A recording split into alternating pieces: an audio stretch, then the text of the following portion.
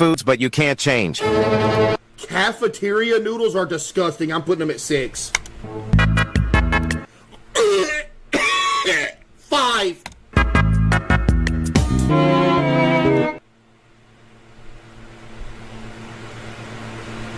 This is the worst top 6 food ever.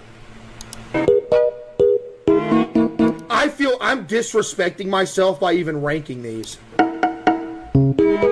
Subscribe, honey. Shut up!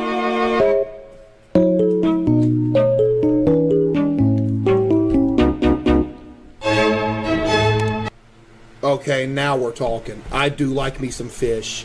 And the way that everything is going here, 2 and 1 is remaining. I'm going to put this in 1 because whatever is coming next cannot be better than this, so I'm putting this at 1.